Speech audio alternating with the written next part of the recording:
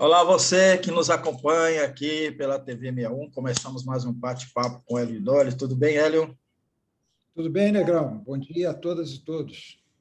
Hoje, uma sexta-feira um tanto quanto agitada. No bate-papo com o Hélio Dóris de hoje, nós vamos falar sobre a corrupção, voltar aí ao tema que o Hélio já abordou no programa passado, sobre a corrupção no Ministério da Educação, com a novidade de que a ministra Carmen Lúcia, do Supremo Tribunal Federal, autorizou a abertura de um inquérito para investigar esses casos de corrupção, que esse inquérito deve avançar também sobre Jair Bolsonaro. Vamos ver como vai ser o comportamento da Procuradoria-Geral da República, ou melhor, do procurador Augusto Aras. O Hélio vai comentar sobre isso. Ontem foi comemorado o Dia da Memória.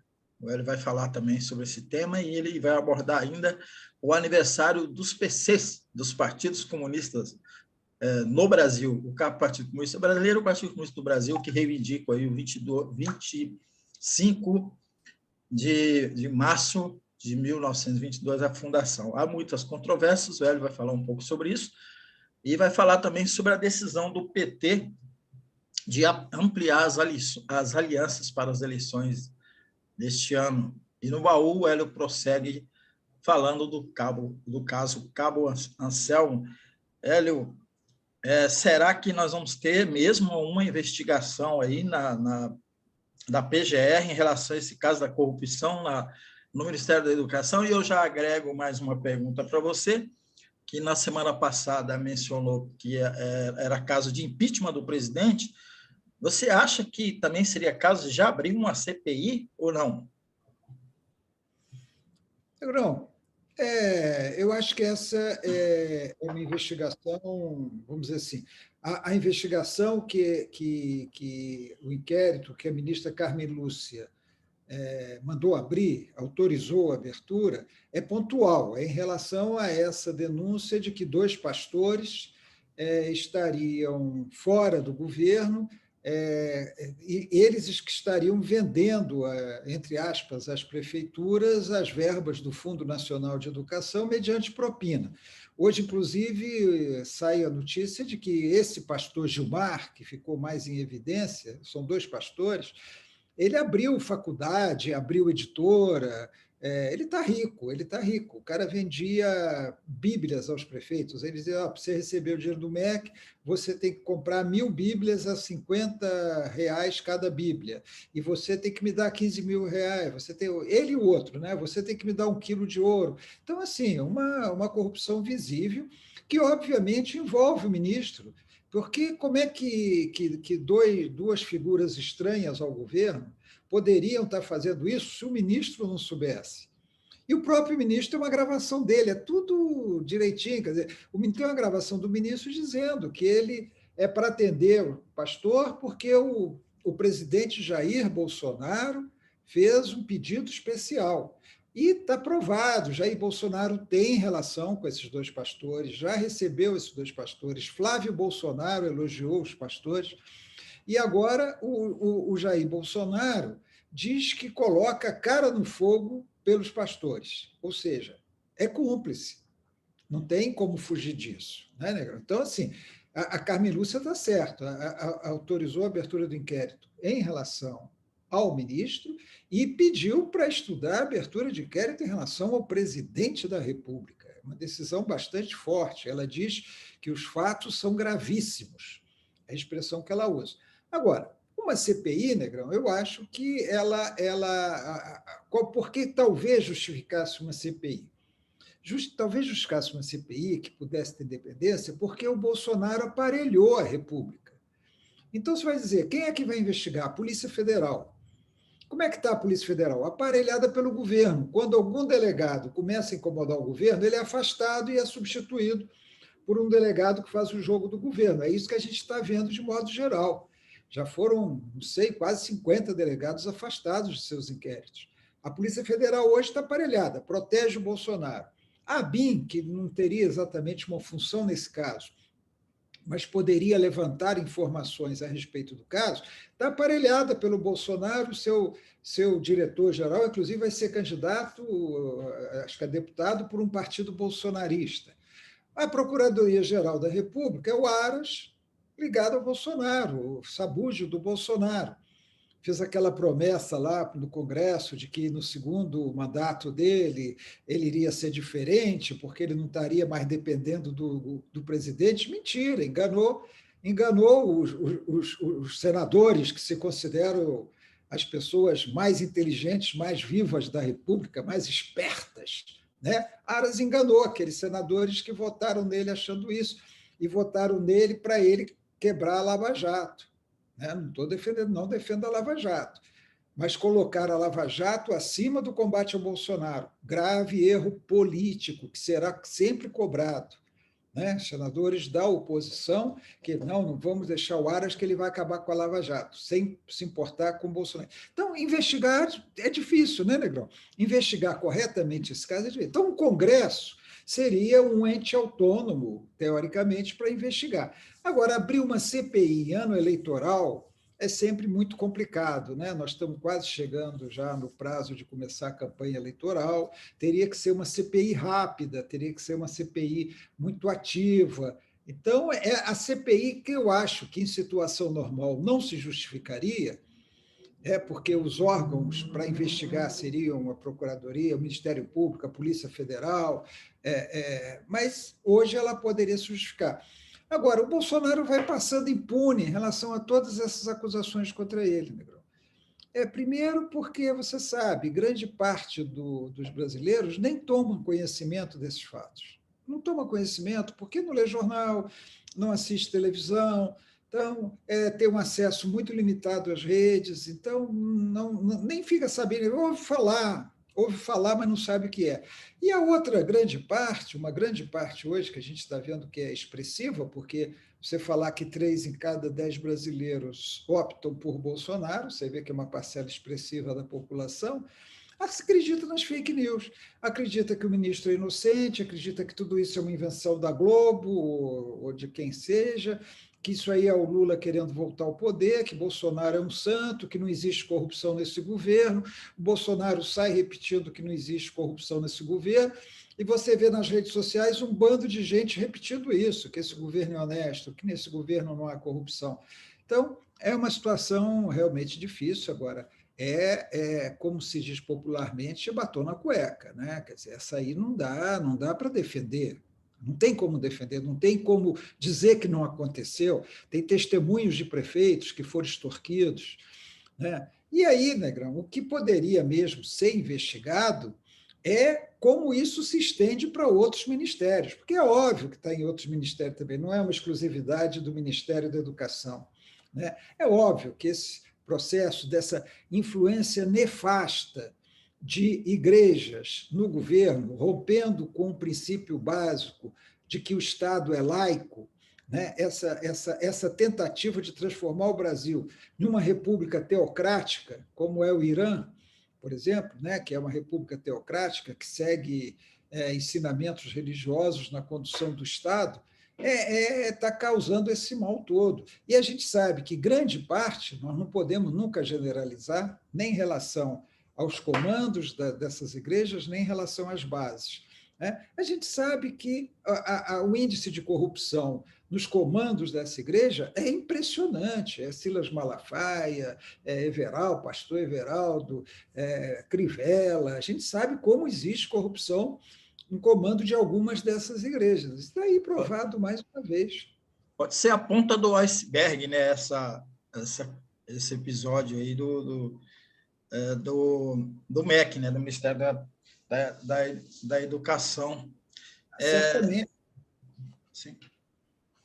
Não, certamente, você tem razão.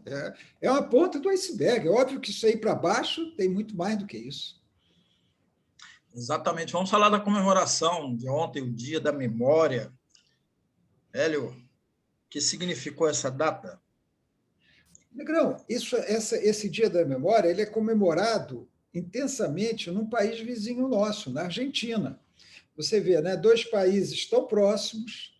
Eu não vou dizer que são parecidos, porque são formações culturais distintas, colonização espanhola, colonização portuguesa aqui, Tem várias outras diferenças. O povo argentino tem um nível de instrução, de educação formal muito superior ao do brasileiro.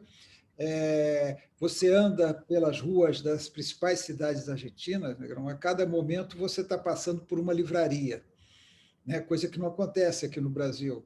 E pior, né? Melhor, as livrarias cheias, as livrarias com as pessoas comprando livros.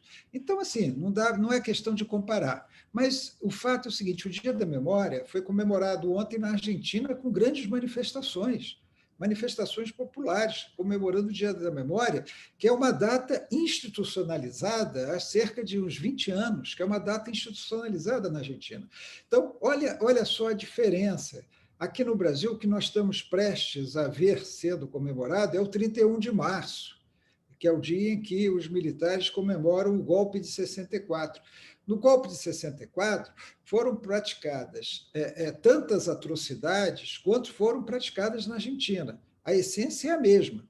Apenas o seguinte: a Argentina, um país menor do que o Brasil, a ditadura lá, embora também tenha durado menos, aqui a ditadura durou de 1964 a 85. Na Argentina, ela durou de 1976 a 83, um tempo bem menor, mas morreu muito mais gente. Né? Morreu muito mais gente, foram muito mais assassinatos, foram governos militares muito mais violentos do que os nossos aqui no Brasil. Mas eles comemoram, e eles não deixaram passar barato, como nós deixamos aqui no Brasil, inclusive com a decisão do Supremo Tribunal Federal, que não quis rever a lei da anistia.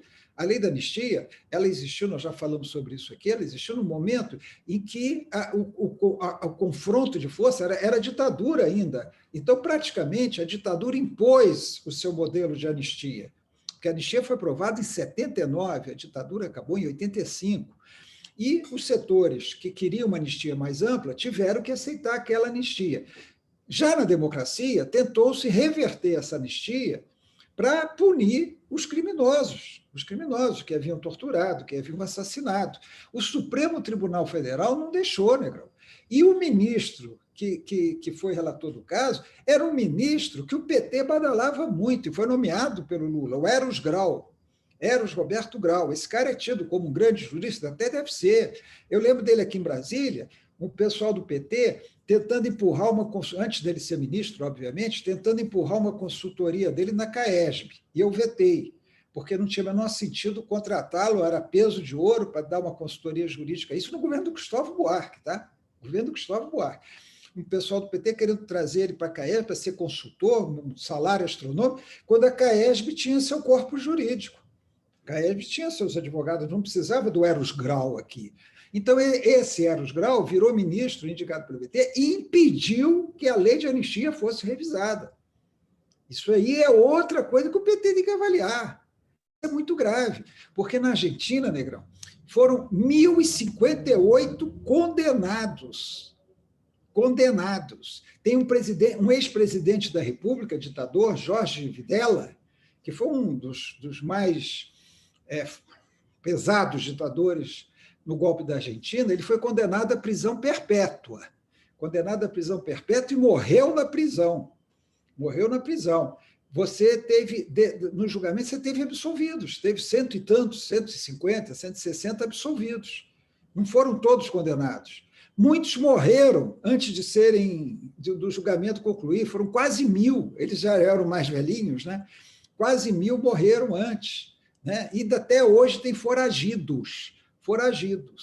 Então, um tratamento completamente diferente que nós tivemos aqui. Então, o Dia da Memória para a Argentina é um dia de resgate, é um dia de você lembrar aquela ditadura, mas sabendo que os responsáveis foram punidos. Aqui no Brasil, o Dia da Memória é um dia em que você lembra aqueles que foram torturados, que foram assassinados, que foram mortos, mas cujos culpados estão aí ainda, ou estão morrendo impunes, como morreu recentemente o delegado Pedro Selig, do DOPS, lá do Rio Grande do Sul.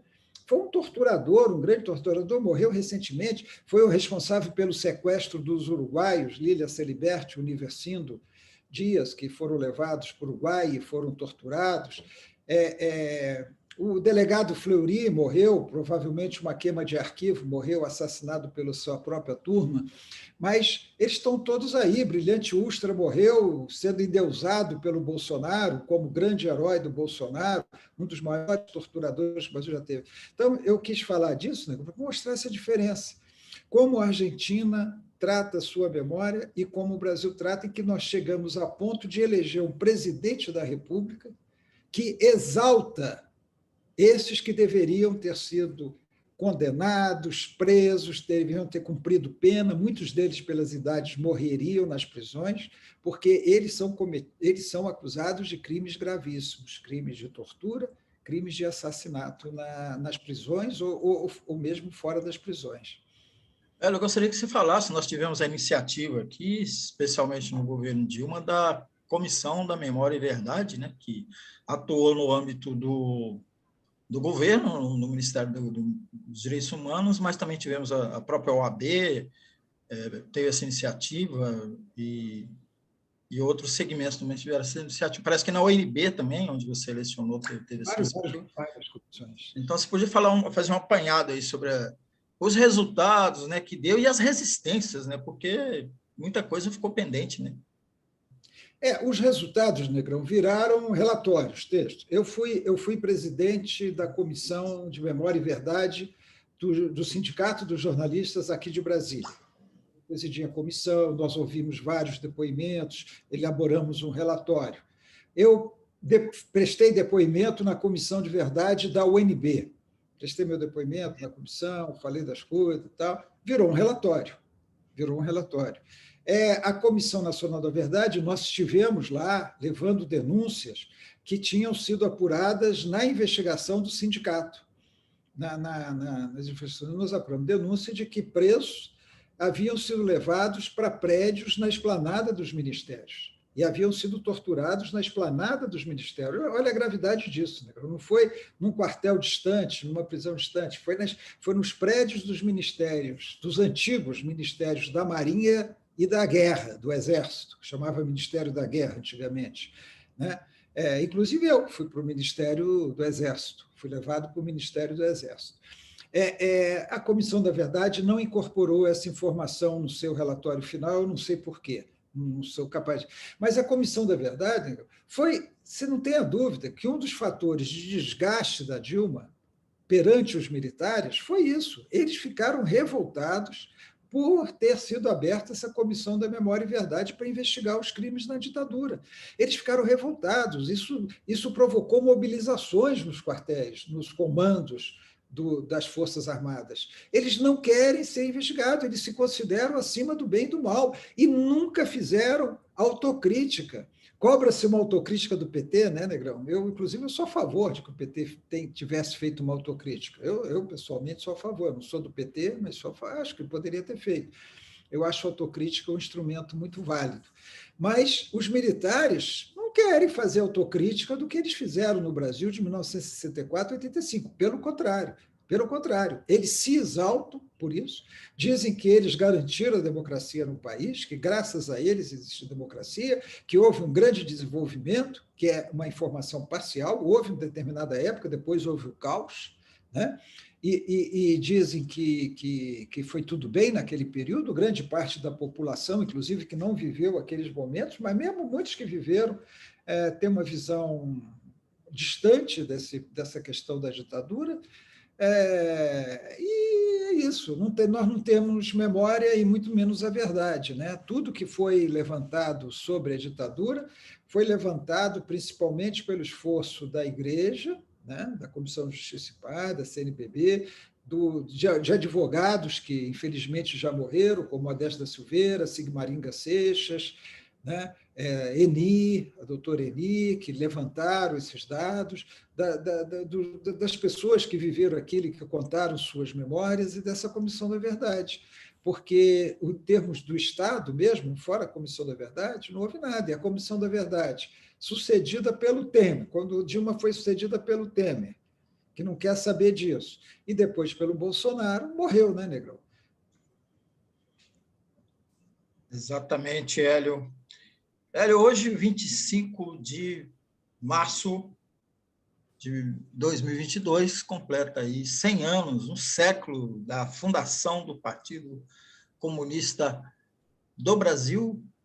A sigla, o nome inicialmente era esse, do Brasil, mas existe duas correntes aí do comunismo brasileiro que reivindicam a data, né? O Partido Comunista do Brasil, PCdoB, e o Partido Comunista Brasileiro. Comenta aí um pouco, você que pertenceu aí na luta política a uma dissidência do PCdoB na época lá, de sua militância no movimento estudantil, mas lembra aí para a gente um pouco dessa história do Partido Comunista.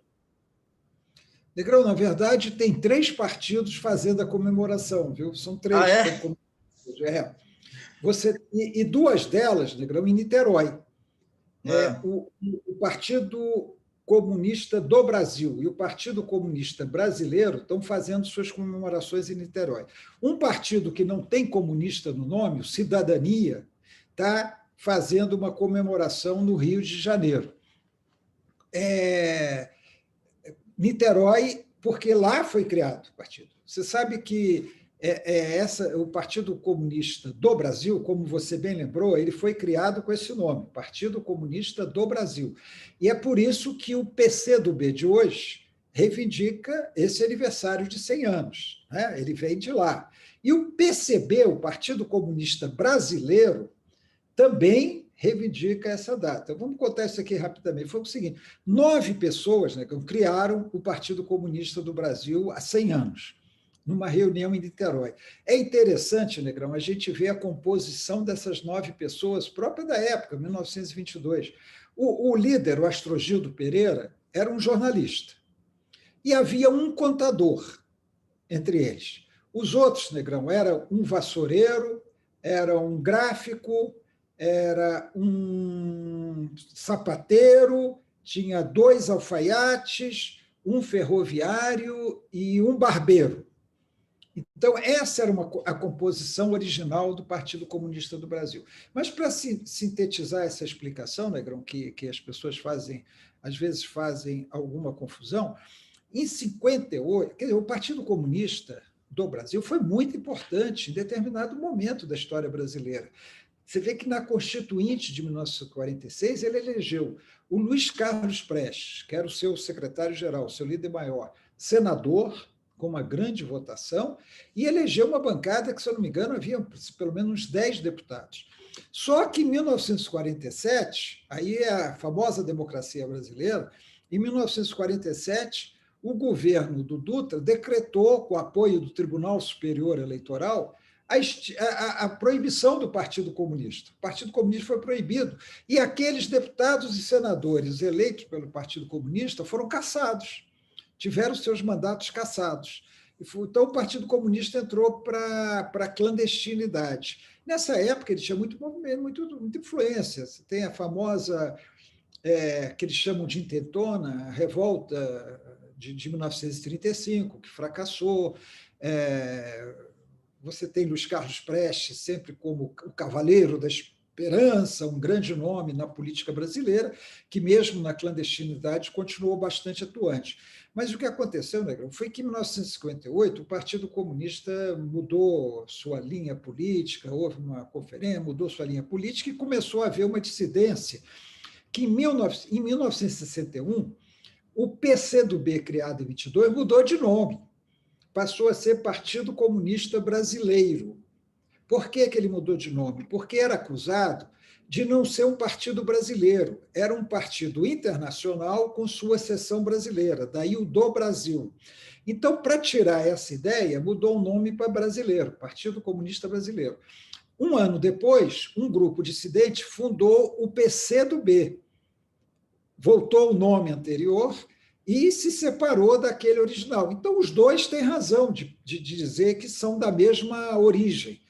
Né? Tanto os dois partidos têm direito. Porque em 1900, foi 91, em 91, o PCB mudou de nome, o Partido Comunista Brasileiro mudou de nome para Partido Popular Socialista. Você lembra disso, óbvio. Foi uma uma mudança bastante radical, mudou sua linha política. O PCdoB continuou. E uma turma do PCB, que não concordava com isso, manteve o velho PCB. Por isso que são três. Então, você teve o PCB, que continuou, o PCdoB, e o PPS, que depois, anos 2020, virou Cidadania, que é o Partido Cidadania hoje, que está se fazendo federação com o PSDB. Então, assim, já totalmente distante daquelas teses comunistas antigas ou até atuais. O Cidadania hoje não tem como se reivindicar partido comunista, não é um partido comunista. Mas também está comemorando, porque a origem dele é essa, é o PCdoB, que mudou o nome para PCB em 61, e que virou PPS, que agora virou Cidadania. O PCB, que está comemorando em Niterói, é um partido pequeno, legalizado, mas pequeno, sem representação parlamentar, que é bastante ortodoxo, vamos dizer assim, para simplificar o pensamento, que também está comemorando. E o PCdoB, que diz, nós estamos vindo desde 22. Em 1962, nós não criamos um novo partido, nós mantivemos o partido criado em 62. Então, são três comemorações hoje. Agora, esses três partidos hoje, Negrão, têm muito pouca influência na política brasileira, né? Tem uma influência muito limitada, principalmente o PCB, tem uma influência muito limitada na política brasileira, e sofreram muito. Parte dessa queda se deu com o surgimento do PT, que surgiu reunindo, inclusive, antigos integrantes desses partidos, dos partidos comunistas, de outras organizações comunistas que surgiram a partir de 64, principalmente, mas algumas delas são anteriores, e que formaram o PT. Né? Então, o PT se transformou no maior partido de esquerda do Brasil, deixando em segundo plano todos esses dois partidos comunistas, e o Cidadania enveredou por outro caminho, da social-democracia e tal. Muito bom, Hélio Dolly. Eu quero, antes de passar para o próximo tema, pedir licença para você para reverenciar os 100 anos do PCdoB. Desses 100 anos, eu militei quase 40 anos, rompi com o partido em 2018 e na carta em que eu enviei para a direção do partido, falando do meu rompimento, eu pontuava que o PCdoB não é mais um partido comunista. Em essência, a luta essencial do povo brasileiro, do proletariado e a luta pelo socialismo, o PCdoB abandonou e tornou-se ideologicamente um partido pequeno burguês e politicamente um partido oportunista. Reitero minhas palavras, mas registro que devo muito da minha vida pessoal, profissional, ao PCdoB, a minha militância no PCdoB. Vamos para o próximo ponto, vamos falar da ampliação das alianças do PT. Hélio. Nós estávamos falando de PT, né, Negrão? Não, é um dado interessante, Negrão. O Alckmin se filiou ao PSB, nitidamente, para ser o vice do Lula. E há uma reação dentro do PT, inclusive de personalidade do PT, como os ex-presidentes José Genuíno e Rui Falcão, que já foram presidentes do PT, mas há um grupo que resiste a isso, parece que não está entendendo, esse grupo parece que não está entendendo o momento que nós vivemos, e achando que o PT sozinho, aquela velha coisa hegemonista do PT, o PT sozinho consegue tudo, ganha eleição, governa, e a gente já tem até na prática, sabe que isso nem na prática... Se o momento é de derrotar o Bolsonaro, todas as forças que querem derrotar o Bolsonaro e que afinem em torno de um programa mínimo devem estar juntas. E o dado relevante, Negrão, é que ontem um grupo majoritário do PT aprovou um documento em que respalda plenamente essa política que o Lula já está executando de ampliar as alianças, de tentar ampliar ao máximo a aliança, e dizendo, inclusive, o seguinte: mesmo aqueles que se opuseram ao PT no passado são bem-vindos agora em torno dessas alianças, para derrotar o Bolsonaro, que o objetivo é derrotar o Bolsonaro. E eu até iria além. Eu acho que assim, o objetivo é derrotar o Bolsonaro, o objetivo principal é essa, mas essas alianças são necessárias, primeiro, para possibilitar vitórias eleitorais, onde o PT dificilmente conseguiria vitórias eleitorais. Eu estou falando aí de estados, né, de unidades da federação. Segundo, para ter uma aliança maior para resistir ao golpe que Bolsonaro ainda pretende dar. Uma coisa é o Bolsonaro resistir a uma vitória da esquerda, só da esquerda, do PT. Outra coisa é o Bolsonaro resistir a uma vitória de forças democráticas lideradas pelo PT. É diferente, você amplia essa resistência. E, finalmente, Negrão, para governar. O PT não vai governar sozinho. O PT não vai. Se ele vai ter alianças para governar, por que ele não pode ter alianças nas eleições? Entendeu? Então, esse pensamento estreito, hoje expressado muito por um setor grande do PT, e por outros partidos, mas aí é outra coisa, PSOL, tá? Está sendo derrubado na prática, não só pelo Lula, que está tendo essa visão mais ampla do processo, como agora a maioria do PT se expressou em documentos, se expressou claramente a favor dessas alianças. Ou seja, isso abriu um campo, inclusive nos estados, nas eleições para governadores, em que vários estados essas alianças estavam sendo impedidas em nome desse falso purismo. Né? Nós não podemos nos juntar em quem defendeu o impeachment, nós não podemos nos juntar a quem nós já brigamos, nós não podemos nos juntar a quem já foi adversário, ou seja, nós vamos ficar aqui sozinhos. Então, isso aí foi revertido. Por isso que eu achei importante tratar disso hoje, né? Porque, embora não esteja sendo dada grande importância a esse movimento, ele é muito importante para essa candidatura de oposição, a principal candidatura de oposição ao Bolsonaro hoje. Exatamente, Hélio. Você tem reiterado aqui, a gente tem aqui acompanhado que, de fato, a necessidade de ampliar as forças políticas, né, para a gente garantir o enfrentamento ao fascismo. Agora é enfrentar o fascismo. Mas o que me deixa muito, assim, de certa forma, até perplexo, Hélio, que muitos setores da esquerda, você mencionou o PT, mas nós acabamos de falar do PCdoB também, eu convivo, tenho uma conversa muito grande ainda com militantes e dirigentes do PCdoB, ponto da amizade que se angariou durante todo esse tempo, mas muita gente não acredita que a gente possa estar aí às margens, né, às raias de se estabelecer um regime fascista, né? Não consegue fazer essa leitura, Hélio. Por quê? Negrão, eu acho que é uma interpretação errada da realidade, não conhecer a realidade que nós vivemos, a realidade concreta.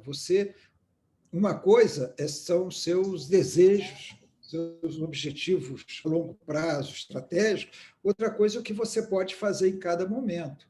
Nós falamos aqui hoje de PC, falamos de Dia da Memória, vamos falar daqui a pouco do Anselmo, do Cabo Anselmo. Veja só, Negrão, em 64, você tinha mobilização popular, você tinha sindicatos atuantes, você tinha uma Central Geral dos Trabalhadores poderosa, você tinha revolta de sargentos, revolta de marinheiros, ou seja, você tinha em setores das Forças Armadas um pensamento de esquerda, progressista, democrático. Nem isso impediu o golpe.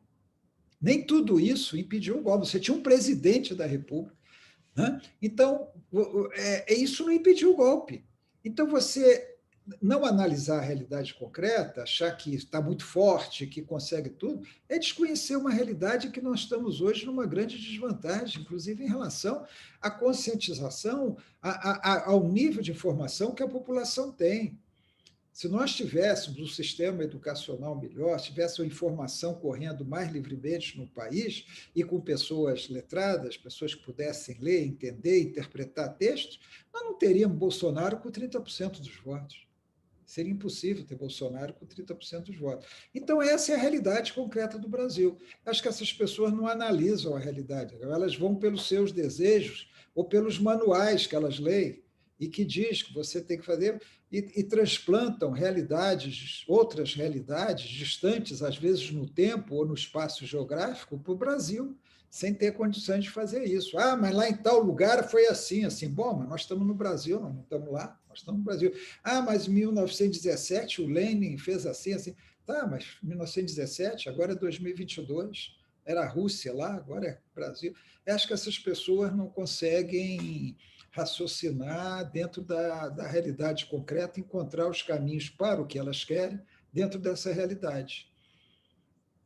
Vamos então para o Baú do Hélio. No Baú do Hélio, a terceira parte do episódio, o Cabo Anselmo, o agente duplo da ditadura. Hélio.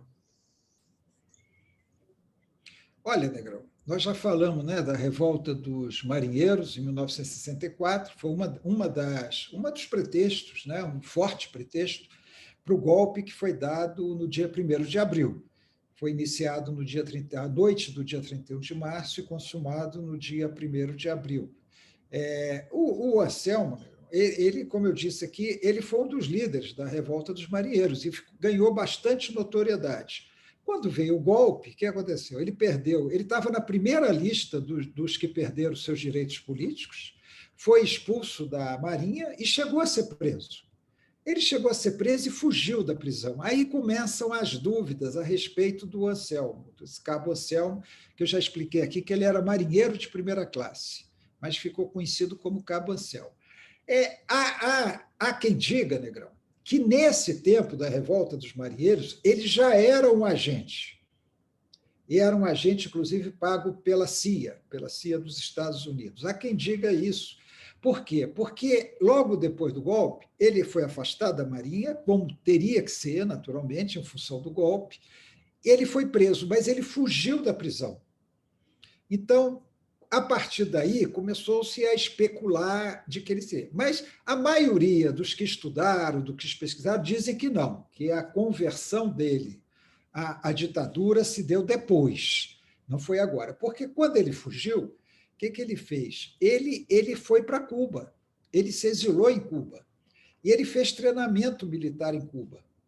Ele esteve lá em Cuba. Quer dizer, aí tem a questão, quando ele estava em Cuba, ele já era um agente, ou ali ele ainda pensava em fazer a revolução no Brasil, derrubar a ditadura?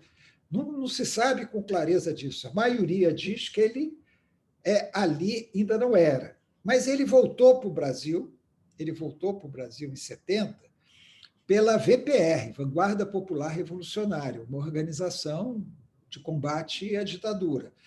E aí, Negrão, ele foi preso, e dizem que é aí que se deu. Ele foi preso, foi torturado pelo Fleury e admitiu trabalhar para o Fleury. E aí, a partir daí, ele passou a ser um agente infiltrado, com o codinome de Daniel. E ele passou a ser um agente infiltrado, esteve no Chile, em contato com exilados brasileiros no Chile. O golpe no Chile foi em 73, vamos lembrar disso. Ele esteve no Chile, e ele, ele entregou muita gente. Ele era um agente do Fleury, do delegado Sérgio Paranhos Fleury, um dos mais notórios policiais no combate à esquerda no Brasil, torturador. Aqui, quando a gente era preso aqui, os caras falavam, olha, vamos mandar você para o Fleury. A ameaça era essa, vamos mandar você para o Fleury. Na época, falava-se pouco nesse outro aí que morreu, o coronel, né? Falava-se mais no Fleury. Mas o fato mais notório, Negrão, para a gente terminar aqui, foi o seguinte, aí que é uma coisa grave. Ele se infiltrou, né? Ele estava infiltrado, e eles acertaram de desbaratar um grupo lá em Recife. E, Negrão, o Anselmo namorava uma moça paraguaia, uma guerrilheira paraguaia chamada Soledad Viedma. Ele namorava ela, ele passeava com ela, andava com ela, pois ele entregou ela também. E ela estava grávida de 3 meses dele. Ela foi presa, foi torturada, perdeu o filho e foi assassinada. Então, ele entregou a própria namorada. Você vê assim o nível de integração que ele tinha com a ditadura. Depois disso, quando ele foi desmascarado. Quando ele foi desmascarado, ele se escudou numa identidade falsa e passou a viver na clandestinidade. Aí é uma história longa, porque ele nunca demonstrou nem arrependimento nem remorso, nada. Ele tinha muito medo de ser executado, de ser, como a gente falava, justiçado. Ele tinha muito medo de ser justiçado, vivia escondido, meio paranoico, meio esquisito, andou pelo exterior, depois voltou e morreu com uma identidade falsa. acho que, se eu não me engano, Alexandre Montenegro. Morreu com essa identidade falsa, fez operação plástica para mudar o rosto, para não ser reconhecido, vivia numa paranoia e se sentiu desprotegido, principalmente depois que o Fleury morreu.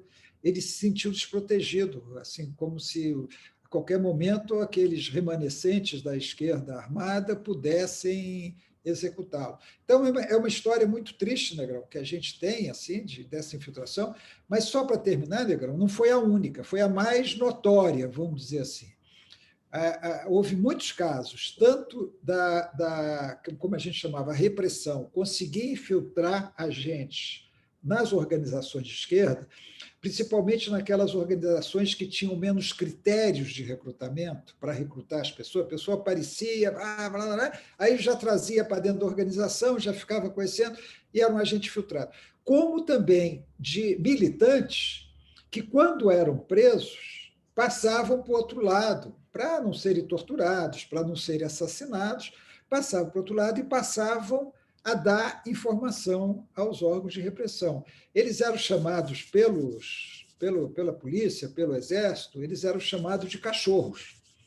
Eles eram tratados como os cachorros. Os cachorros eram aqueles que estavam infiltrados nas organizações. Praticamente, quase todas as organizações devem ter passado por isso, devem ter passado por infiltrado. Nós falamos aqui do PCB.